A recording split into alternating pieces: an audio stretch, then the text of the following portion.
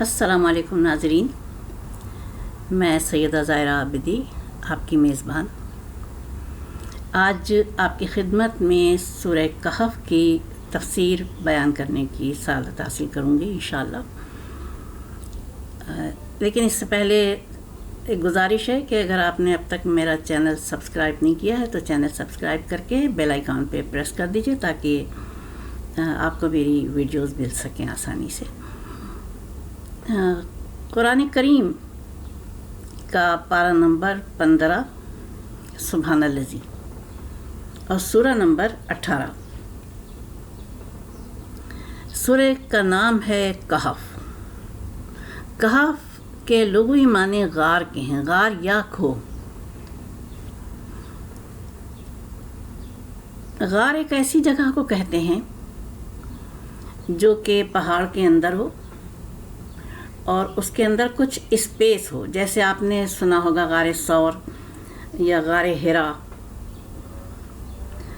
تو یہ ایک ایسے بادشاہ کے زمانے کا قصہ ہے جو کہ بت پرست تھا۔ اس نے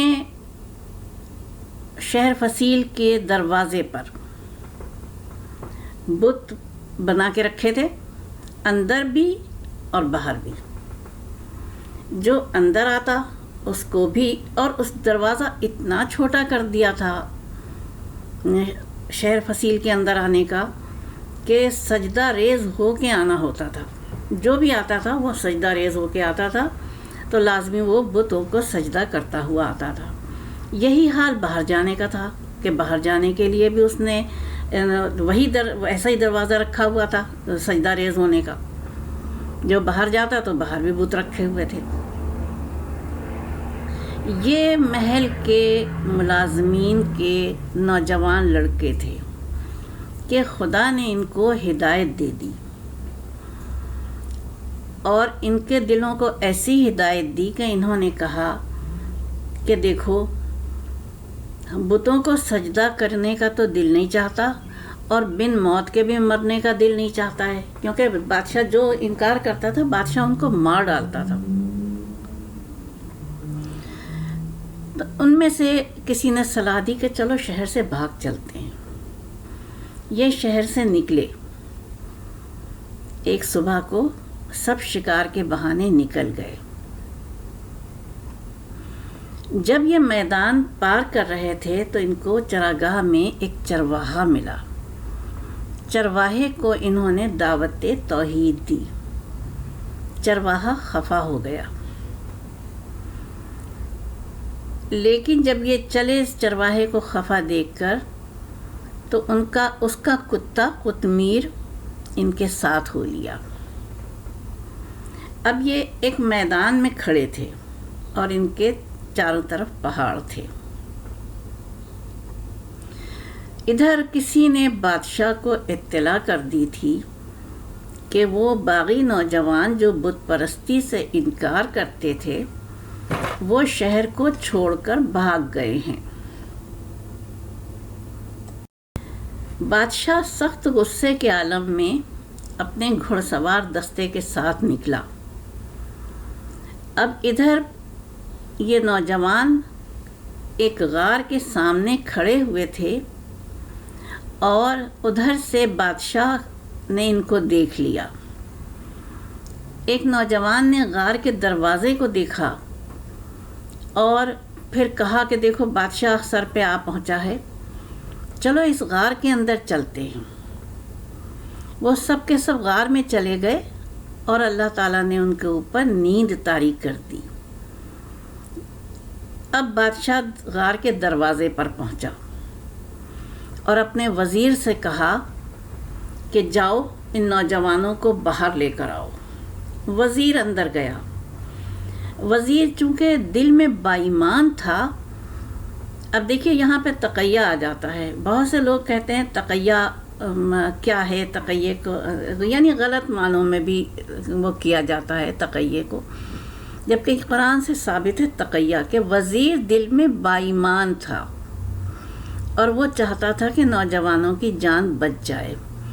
اس نے نوجوانوں کو آواز دی، نوجوانوں نے اس کا کوئی بھی رسپانس نہیں دیا، جواب ہی نہیں دیا، وہ جوں کہ توں سوتے رہے۔ اس کے لیے اللہ تعالیٰ فرماتا ہے کہ ہم نے ان کے کانوں پہ پردے ڈال دیے تھے۔ سوچئے آپ کتنے پردے ہوتے ہیں، آنکھوں پہ پردہ پڑ جانا، سامنے نظر آ رہی ہے چیز اور نہیں نظر آنا، اس کو کہتے ہیں آنکھوں پہ پردہ پڑ جانا۔ سنائی دے کے بھی سنائی نہ دینا، یہ ہے کانوں کا پردہ۔ عقل پہ بھی پردے پڑ جاتے ہیں۔ تو کانوں، پروردگار عالم فرما رہا ہے کہ ہم نے ان کے کانوں پہ پردے ڈال دیے تھے، وہ سوتے کے سوتے رہے۔ وزیر نے باہر آ کے کہا، کیونکہ وہ تو چاہتا ہی تھا کہ ان کی جانیں بچ جائیں، کہ بادشاہ تیرے خوف سے وہ مر گئے ہیں۔ بادشاہ کو بڑا غصہ آیا۔ اس نے کہا جاؤ شہر سے ابھی شہتیر لے کر آؤ۔ شہتیر لکڑی کے ان بڑے بڑے ٹکڑوں کو کہتے ہیں جو کہ عمارتوں میں لگائی جاتی ہے، شہتیر کے پلے کہے جاتے ہیں۔ یہ معلوم نہیں کس زبان میں کیا کہا جاتا ہے، لیکن میں نے شہتیر کو لکڑی کے پلے کہا، یہ چوڑائی کے ہوتے ہیں۔ اب گئے اس کے آدمی گئے بادشاہ کے اور شہتیر لے کر آ گئے۔ اب بادشاہ نے جتنے نوجوان گئے تھے ان سب کے نام کے شہتیر لگوا دیے اور غار کا دروازہ بند کر دیا۔ جب غار کا دروازہ بند ہو گیا تو بادشاہ نے ان شہتیروں پر نوجوانوں کے نام اور ان کے بھاگنے کا وقت، فرار کا، اور اس غار وہ تفصیل لکھ دی کہ یہ بھاگے ہوئے نوجوان تھے، اور چلا گیا۔ اب دیکھیے اللہ کی قدرت، اللہ نے زمانے کو جانچنے کے لیے ان کو بیدار کیا 300 برس کے بعد۔ اگر چاند کے حساب سے دیکھیے تو یہ 309 برس بنتے ہیں، کیونکہ چاند کا حساب تھوڑا سا مختلف ہوتا ہے، اور ویسے دیکھیے کرسچین کیلنڈر سے تو یہ 300 بنتے ہیں، اور چاند کے حساب سے 309 برس بنتے ہیں۔ یہ جاگے تو انہوں نے پوچھا ایک دوسرے سے کہ ہم کتنا سوئے؟ ایک نے کہا 1 دن سوئے، یہ شاید اس سے کم سوئے۔ ایک نے کہا 1 ڈیڑھ دن سوئے۔ بہرحال اب جاگے تو بھوک لگی۔ اب بھوک لگی تو کیا کریں، کھانا کہاں سے لائیں، غار کا دروازہ بھی بند۔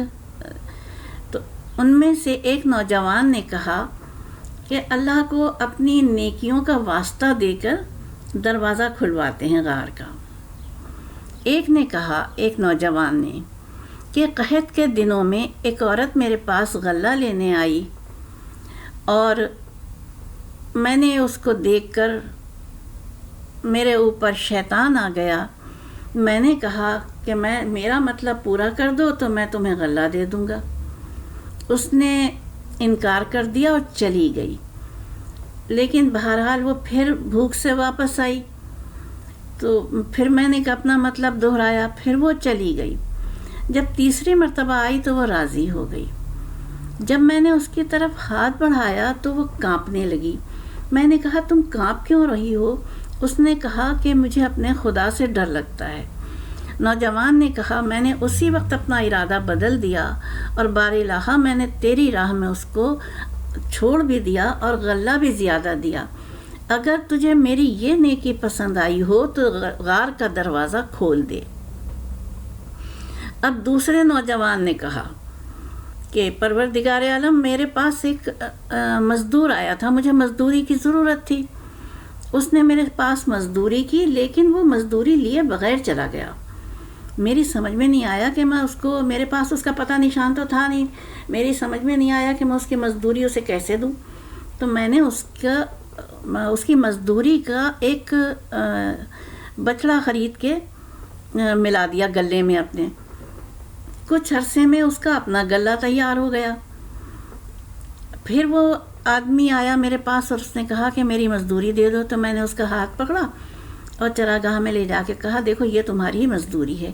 اس نے کہا دیکھو تم جب میں جا رہا تھا تب بھی تم مزدوری کے لیے بغیر، تب بھی تم مجھ سے مخول کر رہے تھے، اور آج جب میں آیا ہوں تب بھی تم مجھ سے مخول کر رہے ہو۔ آدمی نے کہا کہ نہیں، میں نے تم سے نہ اس وقت مخول کیا تھا، نہ میں اب کر رہا ہوں، میں نے تمہاری مزدوری کا گلا خود بنایا ہے، یہ بچڑا خرید کے شامل کر کے۔ وہ آدمی خوشی خوشی اپنا گلا لے کر چلا گیا۔ بار الہ اگر تجھے میری یہ نیکی پسند آئی ہو، نوجوان نے کہا کہ بار الہ تجھے میری نیکی پسند آئی ہو تو غار کا دروازہ کھول دے۔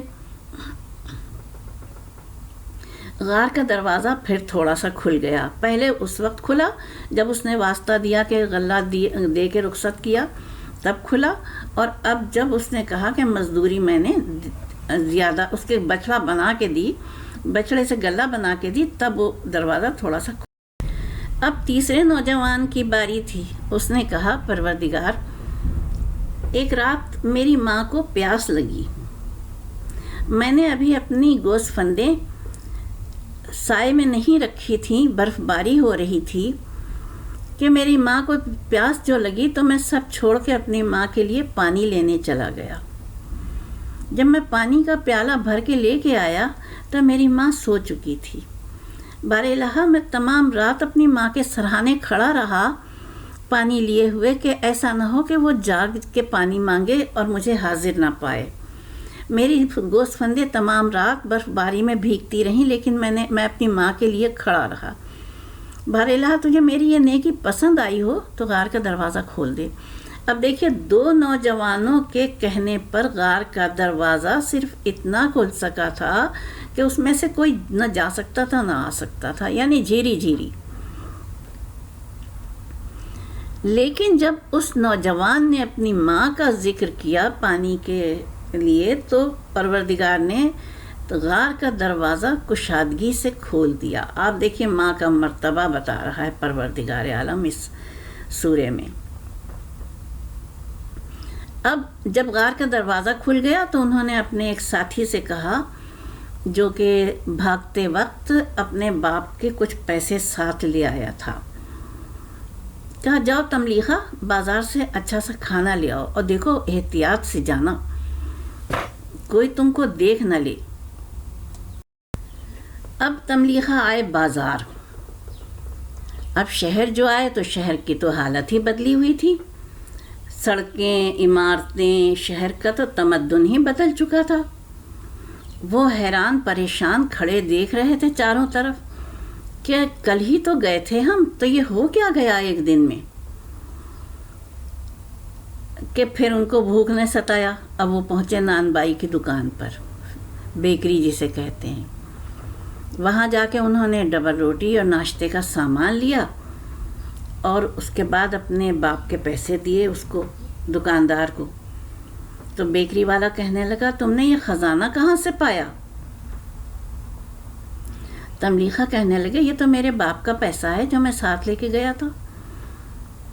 اب بات بڑھ گئی، راہگیر جمع ہو گئے تو لوگوں نے کہا چلو، علماء بھی آ گئے، انہوں نے کہا چلو بادشاہ کے پاس چلتے ہیں۔ تملیخہ رونے لگے، کہنے لگے مجھے بادشاہ کے پاس مت لے جاؤ۔ لوگوں نے پوچھا کہ کیوں؟